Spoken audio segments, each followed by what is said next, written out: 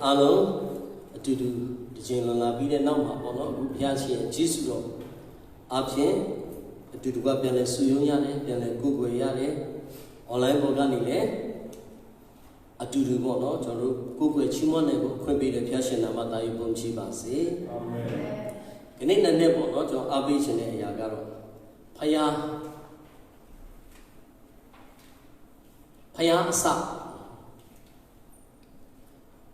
phaya su le kha ma lu da dai mi khul chin ne lu da dai ko sa le lu da dai nga lu pyom le ayan yu ti wahara ri alon ne ma amon myat song wahara pyo ba so yin no phaya no bai lu myo phit phit bai ba da won phit phit bai naingan ma bai muအဆုံးဆိုတော့ community လူမျိုးတော်မှာတေကန်နေကြရင်ဖယားကသိတာဖယားကအဲ့ဒီလောက်ထိအရေးကြီးတယ်အဲ့တော့လူတွေကလည်းနည်းအမျိုးမျိုးအားဖြင့်ဖယားကိုရှာစမ်းကြတယ်ဆိုတာလည်းတွေ့ရတယ်အဲ့တော့ဖယားဆိုတာကအရင်အရေးကြီးတယ်လူသားတိုင်းကိုအရေးကြီးတယ်ကျွန်တော်တို့အတွက်မရှိမဖြစ်ကတခြားအရာမဟုတ်ဘူးဖယားအာမင်ဖယားမရှိမဖြစ်ပဲအဲ့တော့အဲ့ဒီဖယားနဲ့တွေ့ဖို့ရန်အမတန်အရေးကြီးတယ်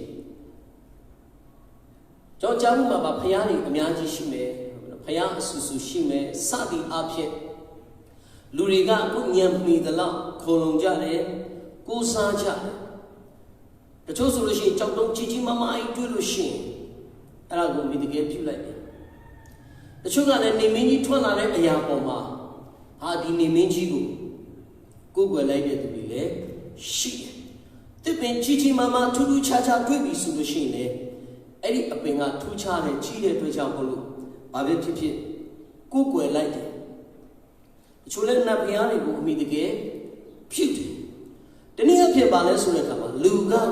ဘုရားကိုအမြဲတမ်းရှာတယ်။ကိုကူညီမဲ့သူကိုရှာတယ်။ကိုကယ်နိုင်မဲ့သူကိုရှာတယ်။ကိုယေရှုပြုနိုင်မဲ့သူကိုရှာတယ်အဲ့တော့ဒီနေ့နှုတ်ကပတ်တော်ထဲမှာဝမ်းမြောက်စရာသတင်းစကားလေးကျွန်တော်အားပေးချင်တာဖြစ်တယ် Christmas လာနေတလားနဲ့ရက်လေးတရက်တတ်မှတ်လိုက်တယ်ပေါ့နော် December 25ဆိုပြီးတတ်မှတ်လိုက်တယ် Christmas ပေါ့နော်အဓိကနေ့ရက်ထက်အဲ့ Christmas ရဲ့အဓိပ္ပာယ်ကပိုပြီးအရေးကြီးတာဟုတ်ပါလေလူသားတွေကိုချစ်ပြီးမှဖယားသခင်စင်ကြွလာတဲ့နေ့ရက်တရက်ကိုတတ်မှတ်လိုက်တာဖြစ်တယ်ယေရှုခရစ်ဒီမွေးဖွားခြင်းကသူ့ရဲ့အစာမဟုတ်ဖယားကိုဘယ်သူမှမွေးပေးလို့မရဘူးဒါကြောင့်ခရစ်စမတ်ကိုပြောတဲ့အခါမှာဖယားဘုံစည်းစိမ်စွန့်ပြီးမှကျွန်တော်တို့ကိုကယ်ဖို့ရန်လူစားတိခံရဲ့အပြိုကညာမေရိုမာရီဝါမှာပရိသေတွေယူပြီးတော့မှတန်ရှင်သောဝိညာဉ်တော်အဖြစ်ပရိသေတွေယူလျက်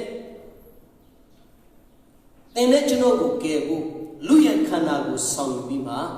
ဆင်းကြွတယ်။တမန်လူသားနဲ့မတူပါဘူး။တမန်လူသားဟာအဖေနဲ့အမေအိမ်အောင်ကြပြီးမှမွေးဖွားလာတယ်။ဒီမှာယေရှုခရစ်တော်ကဆင်းကြွလာတယ်လို့ပြောတဲ့အခါမှာ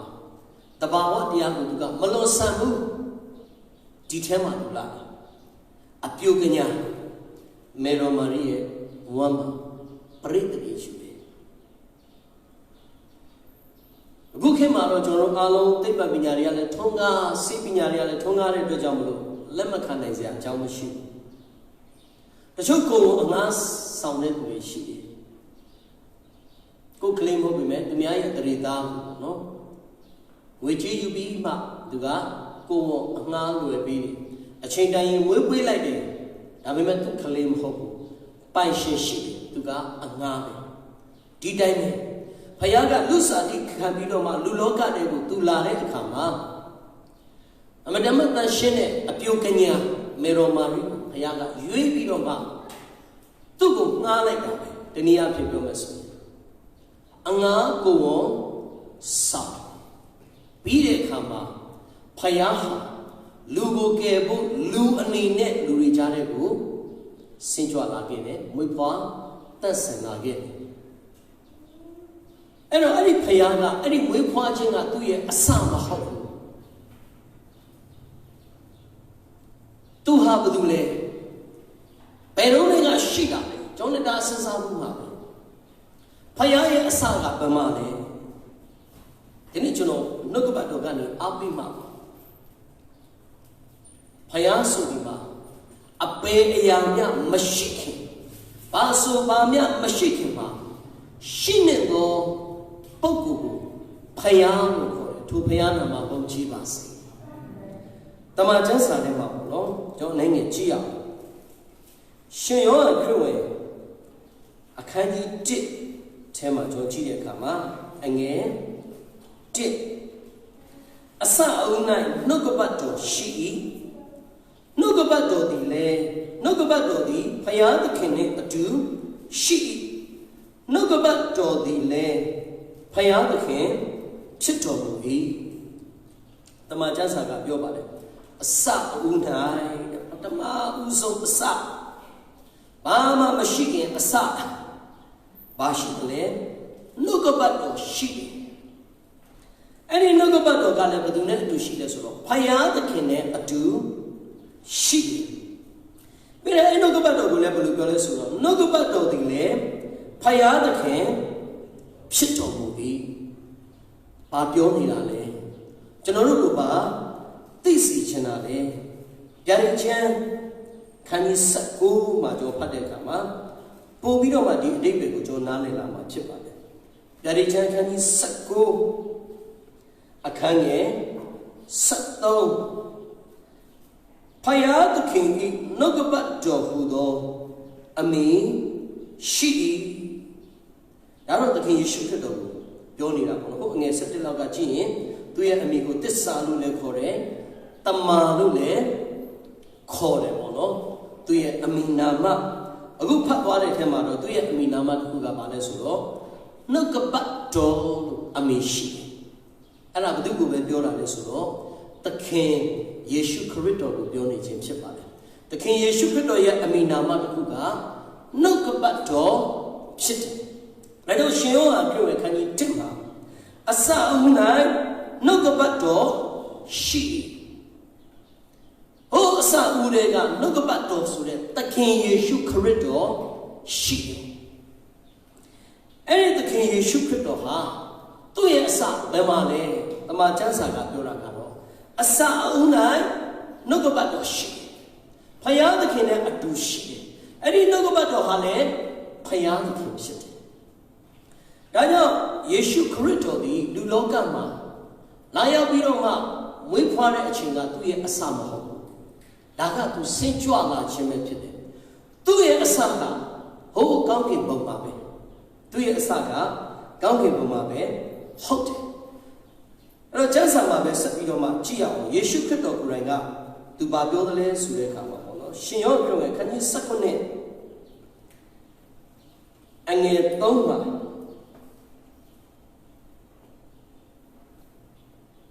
Taura the Hunga, Mando Payadaki, the Sudi Chitomi, Goro Golagao, Siludomo, Yeshu Kripulagao, Tijuan, D. Angenga. Oh, pa, Igaba Mati machine, a tando night, a general Kanzado bone three, ne, Yakudu, a general a tando night, Shinyoto, the mother king should put up your Ganema Baba Lesbe. Igaba Mati machine, a tando night, a general Kanzado bone three, Digabaji Mati machine,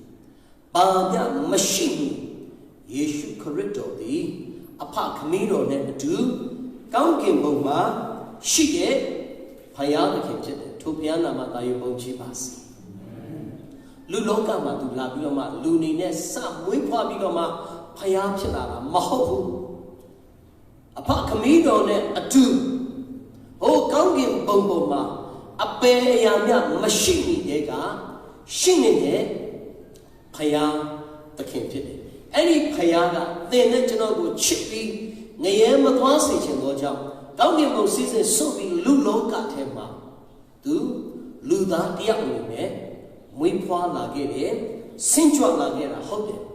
Yarijan can you dig in a shimmer by building a Sudekama?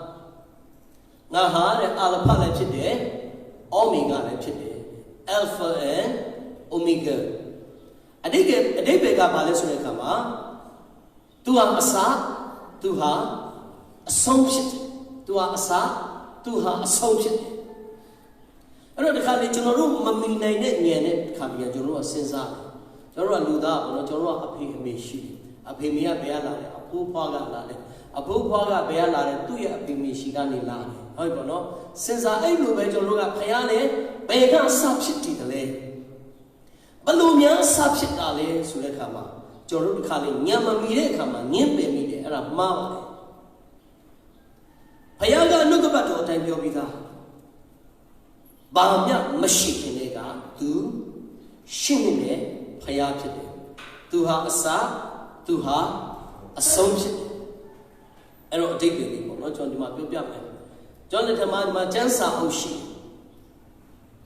Direma, Jansa Sawi, Chausene, Chauchashi. The unit the Miaji. The Jansa go debate a pole, Napane. Wait hard. Alema, Jansa. And the Jansa Aloye Asa, Jimmy Sulushino, debate a pole, Yasa. သူရဲ့အဆုံးပမာလဲဆိုတဲ့အခါမှာဒီဘက်ကအဆုံးရအစားရအဆုံးဘုရားပေါ်ပြတာအဲ့ဒါတခါတည်းလူကပါသိချင်တယ်ဆိုတဲ့အခါမှာဒီရဲ့အစပမာလဲဆိုတာသိချင်ဒီရဲ့အဆုံးကပမာလဲဆိုတာသိချင်ဒီဟာအစားဒီမှာအဆုံးသူ့ရှိမှပါများမရှိဘူးသူ့နောက်မှာပါများမရှိဘူးဘာမသိချင်လဲမရှိဘူးဘာမသိချင်လဲမရှိဘူးဒီကျမ်းစာရဲ့အစဒီမှာဒီအဖုံးဒီဘက်ထိပ်ဒီစာရဲ့အဆုံးဒီဘက်အဖုံးအဆုံးထာဝရဘုရားကသူဟာအစဖြစ်တယ်အဆုံးဖြစ်တယ်အာလဖာအိုမီဂါသူဟာအစသူဟာအဆုံးဆိုရင်ဒါကိုကျွန်တော်တို့ကဝန်ခံပြီးမှယုံကြည်လိုက်ရမှာဖြစ်တယ်အဲ့ဒီရှိမှပါရှိတယ်ဘာမှမရှိဘူးခုနကျွန်တော်တာရကပြခဲ့တယ်လို့ပဲကလေးတယောက်ကျော်ကြောင်းသွားအမယ်ဆိုလို့ရှိရင်ဟုတ်ကကြီးကနေဒီကြီးတင်ရတယ်ဆရာဆရာမတွေကိုသွားရှာရှိပြီးတော့မှကာကြီးဒီဘက်ရှိမှပါရှိတယ်ကျွန်တော်ကလေးသင်ပေးပါနောက်မှာပါရှိတယ်ဆိုတာသင်ပေးပါကွာဘာလို့မရဘူးကြီးအစကာကြီးအဆုံးအဲ့ဒါကိုရရင်စာတက်အဲ့မှာထပ်စိတ်ပြီးတော့မှကျွမ်းကျင်သွားလိမ့်မယ်အစနဲ့အဆုံးဒီအပေါ်မှာလက်ချက်သွားဖို့ပဲလိုအပ်တယ်ညံမမီနိုင်တဲ့ကိစ္စတွေအများကြီးရှိတယ်ဥပမာအားဖြင့်နွားအမဲတကောင်ကမြက်အစိမ်းစားပြီးတော့မှဘလို့လို့နှုတ်အဖြူထွက်တာစားတဲ့နွားကအမဲ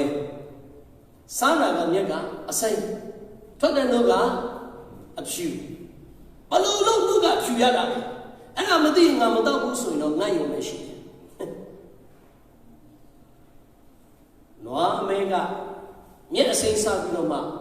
နှုတ်အဖြူဘလို့ထွက်လဲဆိုတာကျွန်တော်မစင်စားဘူးအဲ့ဒီနှုတ်ကိုတော့ရင်ဘလို့အာဟာရဖြစ်မယ်ဆိုတာပဲကျွန်တော်စဉ်းစားမှာဖြစ်တယ်ဘလို့ကျွန်တော်တို့ခန္ဓာအတွက်မင်္ဂလာဖြစ်စေမလဲအာရုံဖြစ်စေမလဲဒါကိုကျွန်တော်တို့စဉ်းစားဒီတိုင်းပါဖယားကကျွန်တော်တို့ညံမမီနိုင်တဲ့ကိစ္စအများကြီးရှိတယ်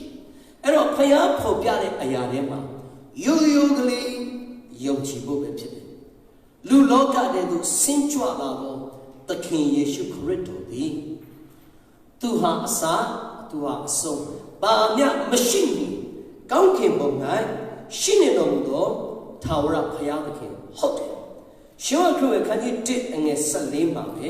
အဲ့ဒီနှုတ်ကပတ်တော်ကိုပြောသလဲဆိုတဲ့အခါမှာနှုတ်ကပတ်တော်သည်လေလူစားတိအဖြစ်ကိုခံယူ၍ဂျေဇုတော်နှင့်၎င်း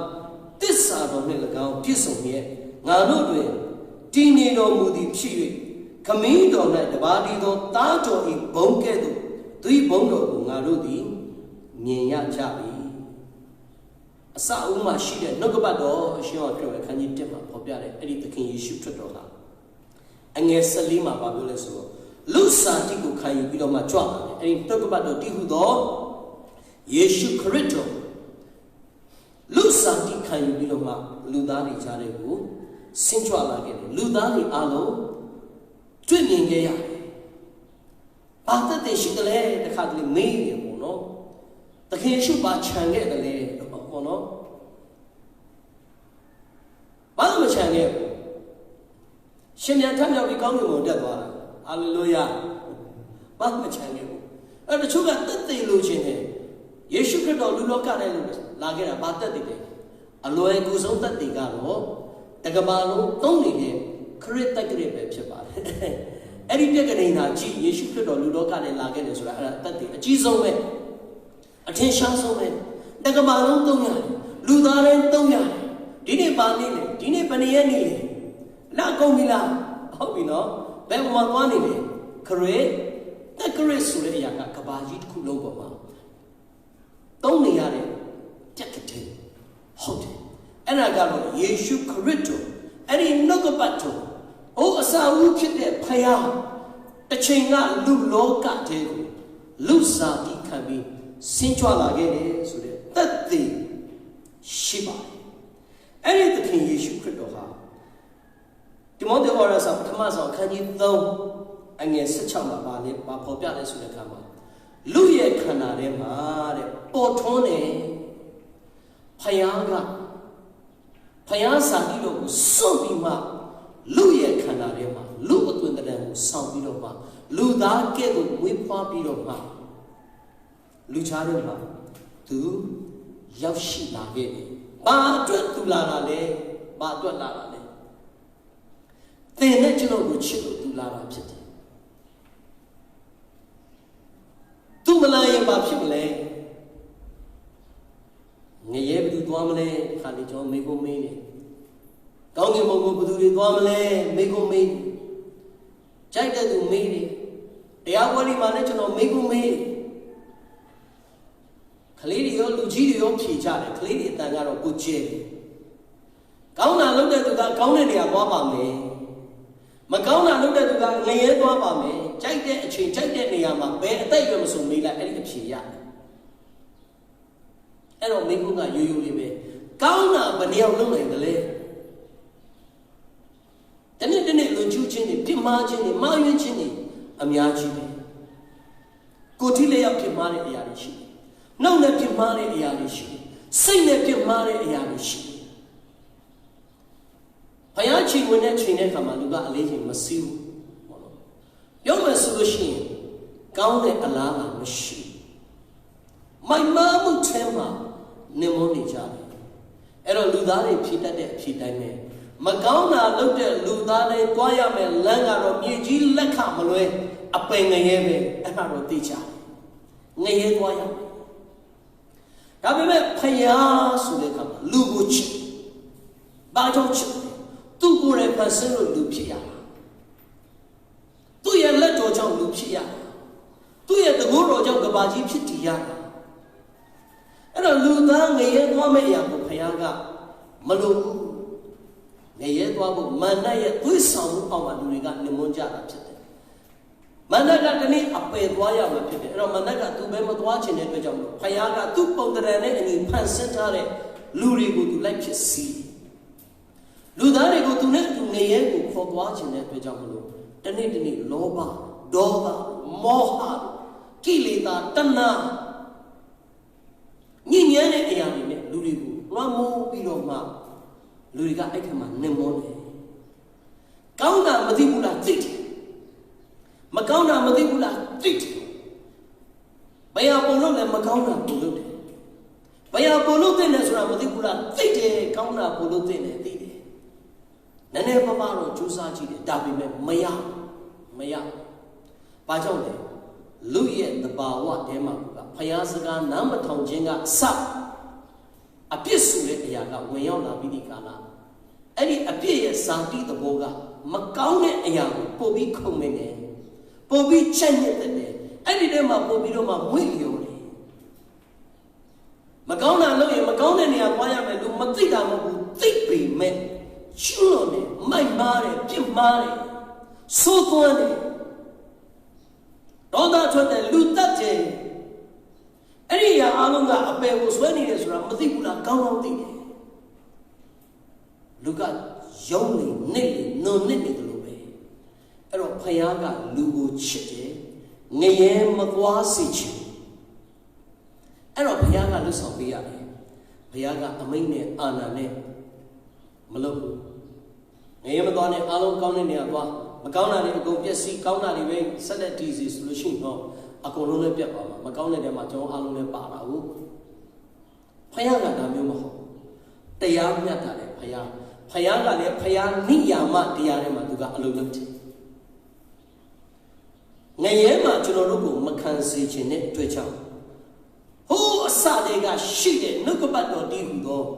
ထိုဖယားသခင်ဟာလူတွေကြားထဲမှာလူစားတိခံယူပြီးတော့မှဆင်းကြွလာခဲ့တယ်ကျွန်တော်တို့ရဲ့ကျူးလွန်မှုကြောင့်ကျွန်တော်တို့ငရဲမှာခံရမှာဟုတ်တယ်မခံစေခြင်းနဲ့တွေ့ဖယားကအပြစ်မဲ့တဲ့သခင်ယေရှုခရစ်တော်ကလက်ဝါးကပ်နိုင်တော့ပေါ့မှာသင်နဲ့ကျွန်တော်အတွက်အပြစ်ရဲ့အကျွေးလာဆက်ခဲ့ပေးတာဖြစ်တယ်ငရဲကျွန်တော်တို့ခံရမယ့်အကိုမခံစေစင်တော့ကြောင့်ဖယားသခင်ကအဲ့ဒီချင်းချင်းအမင်္ဂလာတွေကိုသူခံစားပေးတယ်သူ့ရဲ့အကွေးနဲ့ရွေးပေးတယ်ကျွန်တော်မကြိုးစားနိုင်တဲ့အရာကိုသူကကြိုးစားပေးတယ်ကျွန်တော်တို့မလွတ်ဆောင်နိုင်တဲ့အရာကိုသူကလွတ်ဆောင်ပေးတယ်သခင်ယေရှုခရစ်တော်ဟာတည်ခြင်း၌လမ်းမဆုံးသူပြောတဲ့အတိုင်းပဲ3ရက်မြောက်တဲ့နေ့မှာတေခြင်းမြစ်စုမှန်ကိုအောင်မြင်ထမြောက်တဲ့ဖယားဖြစ်တဲ့ထိုဖယားနာမဘုန်းကြီးပါစေယေရှုခရစ်တော်ဟာတေခြင်းကမအောင်ရင်ကျွန်တော်ယုံလဲအလကားပဲသင်ယုံရင်လည်းအလကားပဲဘာမှမထူးဘူးသူကိုယ်တိုင်မှတေခြင်းမအောင်ရင်ကျွန်တော်တို့ဘာမှသူကူညီနိုင်မှာမဟုတ်ဘူးဖယားဖြစ်တဲ့အတွက်ကြောင့်တေခြင်းကသူ့ကိုမလွှမ်းမိုးထားနိုင်ဘူးဟာလေလုယာတေခြင်းကနေသူကိုယ်တိုင်ကရှင်ပြန်ထမြောက်ပြီးဒီကာလလူသားတရလုံးကိုသူပြောတယ်ငါကိုယုံကြည်သောသူသည်ဘာကိုယုံရမလဲသူသည်ဖယားဆင်စစ်ဖြစ်ကြောင်းဘာမှမရှိနေတဲ့ကရှိတဲ့ဖယားခင်ဖြစ်ကြောင်းသူဟာလူသားတွေကြားထဲဆင်းကြွလာပြီးတော့မှငါအပြစ်တွေငရဲခံရမယ့်အရာတွေငါရဲ့ကျွလွန်မှုတွေအတွက်သူကလာခံယူပေးသွားပြီးပြီကျွန်တော်အကျွေးသူဆက်ပေးပြီးပြီဒါကြောင့်ကျွန်တော်အကျွေးကြည်သွားတယ်ကျွန်တော်ခံရမယ့်အမင်္ဂလာသူကခံယူပြီးတဲ့အခါမှာသူရှိမှရှိတဲ့မင်္ဂလာကျွန်တော်တို့ကိုပေးလိုက်တဲ့အတွက်ကြောင့်အရင်မထိုက်တန်ပြီပဲအခုထိုက်တန်သွားပြီဟာလေလုယာအခုတော့မင်္ဂလာရှိတဲ့သူဖြစ်သွားပြီအဲ့ဒီသခင်ယေရှုခရစ်တော်ကိုယုံကြည်တဲ့သူဟာပျက်စီးခြင်းကိုမရောက်ဘူးအပယ်ငရဲကိုမသွားရဒုတိယတေခြင်းလို့ခေါ်တဲ့ဝိညာဉ်တေရမယ့်နေရာကိုမသွားရဝိညာဉ်ပျက်စီးရမယ့်နေရာကိုမသွားရဘူးအဲ့ဒီဝိညာဉ်ကထာဝရရှင်သန်တဲ့ကောင်းကင်ဘုံကိုသွားရမှာဖြစ်တယ်ဘုရားနာမဘုန်းကြီးပါစေဘယ်သူလုပ်ပေးတာလဲလူအတွက်ဖယားကိုယ်တိုင်ကစီစဉ်ပေးတယ်ဖယားကိုယ်တိုင်ကလုပ်ပေးတယ်တဏှာတရေတတနိုင်ငံလူမျိုးနွယ်စုတစုအတွက်မဟုတ်ဘူးလူသားတိုင်းအတွက်ကဘာကြီးတစ်ခုလုံးအတွက်လူသားတိုင်းကသူနဲ့ဆက်ဆိုင်တဲ့သူတွေဖြစ်တယ်။သင်မသိရင်သာနေမယ်သူကသင်နဲ့ဆက်ဆိုင်တော်သူဖြစ်တယ်။သင်ကိုချစ်တယ်။သင်ကိုကယ်ဖို့ဆင်ကြွလာတယ်။သင်နဲ့ကျွန်တော်နဲ့ပတ်သက်တဲ့ချိန်ချင်းတွေအမင်္ဂလာတွေမကောင်းတဲ့အရာတွေအားလုံးပဲသူကခြေဖြတ်ပေးခဲ့ပြီးပြီ။ကျွန်တော်ဘယ်နည်းနဲ့ခံစားနိုင်လဲ။ရိုးရိုးလေးနဲ့လွယ်လွယ်လေးပါ။ယုံကြည်ဒါပဲယုံကြည်သောအဖြစ်ယေရှုတော်ကြောင့်ကယ်တင်ခြင်းကိုရောက်ရပါလိမ့်မယ်ဘုရားနာမဘုန်းကြီးပါစေယုံတဲ့အခါမှာဘုရားက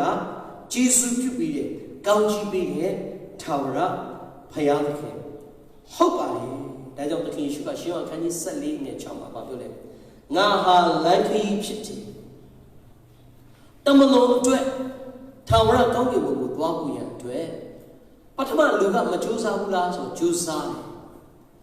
လူနဲ့ဖယားကြားမှာကြောက်စရာကောင်းတဲ့ကြောက်ကြီးရှိငရဲရှိမကောင်းတဲ့အရာတွေအဲ့ဒီထဲကိုကြာရမှာဖြစ်တယ်ဒါပေမဲ့လူကကောင်းတဲ့အရာလေးကြိုးစားပြီးတော့မှတရားလေးထိုးတာတစ်ဖက်ကတရားလေးထိုးတာဒါပေမဲ့လူကအမြဲမကောင်းနိုင် အမတ်မထင်လဲပြုမှုတွေဖြစ်တယ်ခဏခဏလဲပြုမှုတွေဖြစ်တယ်ကျူးစားပေမဲ့အဲ့ဒီတရားကမခိုင်ဘူးလောဘဒေါသမောဟမာမာနမကောင်းတဲ့အရာတွေဝင်လာတဲ့အခါမှာကောင်းတဲ့တိဆောက်မှုကဘလို့မှတစ်ဖက်ကံကိုမပို့နိုင်ဘူးဖယားကအဲ့ဒါကိုသိတဲ့အတွက်ကြောင့်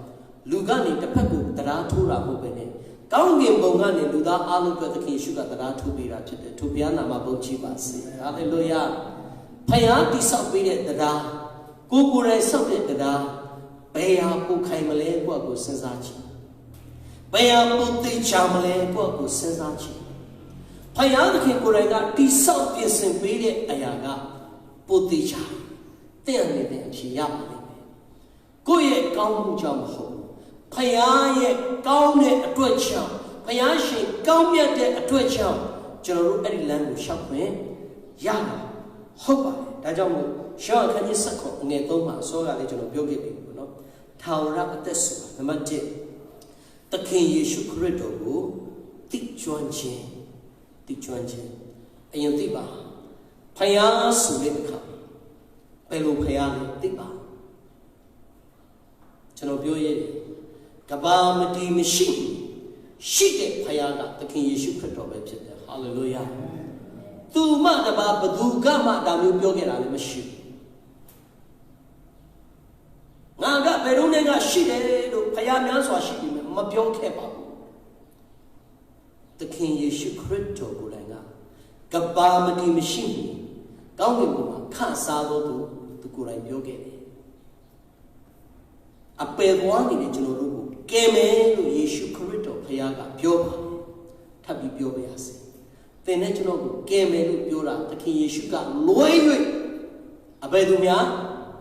မရှိရှာကြည့်ပါရှိရင်ပြောပါအပြစ်ထဲကကယ်တဲ့သူကယ်မယ်ဆိုတဲ့သူကယေရှုခရစ်တော်ဖခင်သခင်တပါးတည်းသာဖြစ်တယ်ဒါကြောင့်မို့လူသားအားလုံးတို့အတွက်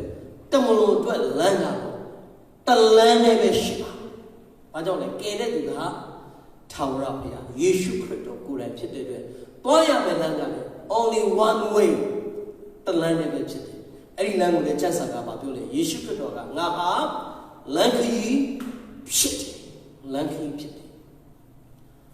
ကျောင်းဒီကနေရန်ကုန်သွားမယ်ဆိုလို့ရှိရင်ဒါဆိုစပိန်စီးနိုင်လေရောက်တယ်စိုက်ကယ်နဲ့သွားလဲရပါလေကားနဲ့သွားမလားရလေယာဉ်စီးပြီးသွားမလားရရတဲ့စင်ကိုသွားမယ်စပိန်နဲ့မရကားနဲ့မရလေယာဉ်ပြန်စီးပြီးမှသွားရအာဂါသကိုသွားမယ်စပိန်မရကားမရစိုက်ကယ်မရလေယာဉ်ပြန်လည်းမရဒါတော့အာဂါသရှင်ဆိုတဲ့ဂျူတုနဲ့သွားမှပါလေအဲ့ဒီကိုရောက်တာဖြစ်တယ်။ဘာစီစီမရောက်ဘူးအဲ့ဒါပြောချင်တာ။အင်္ဂါဂျူသွားမယ်ဆိုလို့ရှိရင်ဂျူတုစီပြီးသွားမှရမယ်။ထာဝရကောင်းကင်ဘုံကိုသွားမယ်ဆိုလို့ရှိရင်ငါဟာလက္ခီလို့ပြောတဲ့ယေရှုခရစ်တော်နဲ့သွားမှရောက်မှဖြစ်တယ်။ဟာလေလုယာ။အာမခံချက်ပေးတာလည်းသူဖယားပဲရှိတယ်။သွားဖို့လမ်းပြင်ဆင်ပေးတာလည်းသူပဲဟုတ်တယ်။အပြည့်ကျွေးဆက်ပေးတာလည်းသူပဲဟုတ်တယ်။အာမခံချက်နဲ့ပေးတာလည်းသူပဲဟုတ်တယ်။ငါဟာဖယားလို့ပြောတာလည်းသူပဲဟုတ်တယ်။ရုံရင်ကဲမယ်သူပြောတယ်။ရှာကြည့်ပါ။ဝမ်းမြောက်စရာတရင်လေးပေးရှိတယ်။ဒီမနေ့ကျွန်တော်ဝင်ငှနေတာဘာသာတရားမဟုတ်ဘူး။ကဲတင်ခြင်းတရားပါ။ကဲတင်ခြင်းတရားဘာသာတရားအလုံးကအတူတူပါပဲ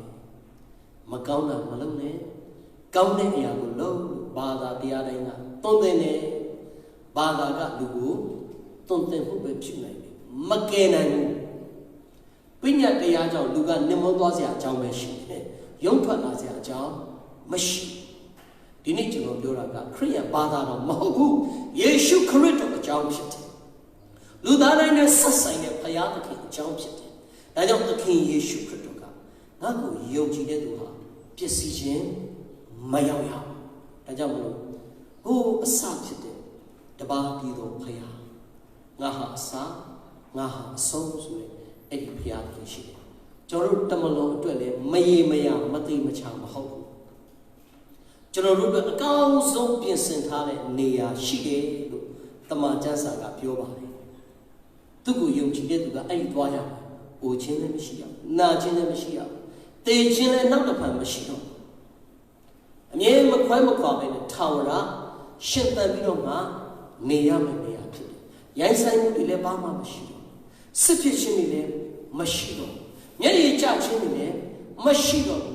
Mojuyara, Bama, Machino. Who sweet Dogaline, Chungay Machino. One meal swa, Pure Shin swa, Ning the swa, Gao Jenny about a guinea, Tawara, Gaugima, Tawara at the Shimu, not upon Mathia. Eddie would want and landly the land ship. Eddie landline, Yeshu Credit of Chiba. Do you call them Java? Do you call them Wakamba? Yeshu Credit of Ya. Goroha Sadega Shida Piazula, Tiare Jisutine. General Jama, Nayama Dwasi, Lu a piece on you, Luloka de Situala, Yochi Valley. Nayama Juru Kayamesa, Ba Pima Mashibene, Goroha, Lawaka Degoma, they can be a General Great, General Appear, they can be up, Yochi Valley. Goroha, though you know the name, the Jim Nissuman, Almina Payapija, General Jama, Yochi Valley. Nalonda de Makurashia, when you came about, Shideniaba, Wonkama, Sutama, Sutam Tasiamlo, that Sutama, Nale, that Sutama, Payanga, Janet by Alu Kuni Bidoma, Tisa women, Tawara, Payak today, Sude, one Yamsa, the ring only go, and in the Nema, Winna, Abi Mubare, Yasi, I know about the Abiaka to become Chipibasi. John Allo to do Sudan watching Yao, John Mashida today, and I John Matayame being to do up, no, Yamama, Sudan Yao, Saka Anaya, Guru, Jisutene, Pioya, Tiae, Yochia, Tamano, Tijare, Sicham, Amaka, Yadu, Jisutene, Amaka, Mea, they go to Mia, the name of Nogabata, Jagames, she did Yagani, you, Tadali, Sudan Laiba, Timboa, Ninja, P. Yamani, a Tuduka, sit down, Jabasu. Hallelujah. Come here, son of Ya, Guru, Chisu. And in the name of Mami Alu, Tuduka, Goroshi, Chimaya, Chisu. Go by Yamato, Chisu. Ramamoto, Kansaya, Mojam Namalo, Chima, Kauchi, Piba. The name of Usambi, that mentioned Alu to Goroshi, to be Chisu. Greg, Bamadi, Nishibi, Shine, Paya. Goro, Hinikuya, Jisut. Goro di Tamili, Bala Chitale, Sulipia. Nogobadoya, Tatimia, Kanzan, Goroshi Bido, Chapre, Nama, Chimali, Kauchi Piba. Joro Kayama, Alu, Chipima, goes out with Kabia, Goro, Jisut. Goroshi Nama, Ayu Bonchi, Mengala Shibas, Goro, Konoba. Grogu Gope, Grogu Yochi, Grogu Yoki, Amiago Gay, Grogu, Lona Legani, Wonkama, Attention, Grogu, you need Koya Moto Chisuta, Grogu Chisutia, Pumper, one of Shonama, Papia, Gronama, Bonchivas, Luda, hanging to a Situala, Papia, Gronama, Bonchivas, Reggae in Jimule, Luda, Wonkala, and Tea. Then she know when you know Piakuni, County Bay, Massa. And in the power Sakala, that we all to Chisutema. Mida the Susi, then will European Namana, County Bay. Mida the Susi, then sign it when you hear Gulekoro Leto Massacre and Namane. Jama in a sign, Yalo Gulekoro County Bini Doja Chisutema. When you hear a sign, Yamale, Sada Guru Chisu Kanzani Doja and Namano Chima.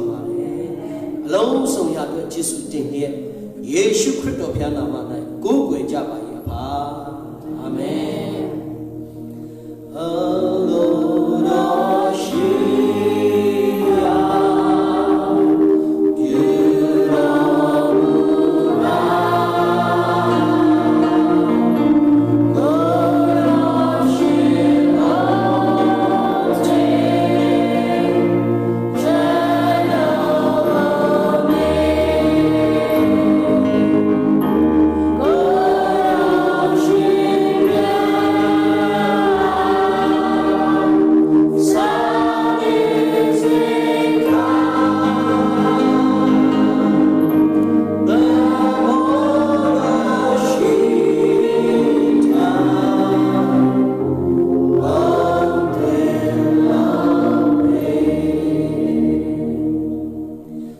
စုဖျားဖြစ်တော်မူသောခမည်းတော်သားတော်တန်ရှင်တော်ဝိညာဉ်တော်ဖျားထံတော်ပါမှာလူလူချင်းစီမမိနိုင်သောချစ်ချင်းမြတ်တာကဲ့တင်ခြင်းမိတ္တရာဖွဲ့ခြင်းမှစသောအလုံးကောင်းမြတ်ဆောင်လင်းလာသည့်စုကျေးဇူးအပေါင်းတို့သည်ယနေ့ကိုယ်ကိုယ်စက္ကန့်နေကြကုန်သောပရိသတ်မိကြီးဆုံးမှငယ်ဆုံးရောက်စီတိုင်းနှင့်တကွာသက်ဆိုင်ဆက်နေသောသူများတို့အားလုံးတို့တိုင်ယခုချိန်မှစသောကာလအစဉ်အမြဲတက်ရောက်တည်ရှိဒီနေ့ပါစေသောအာမင်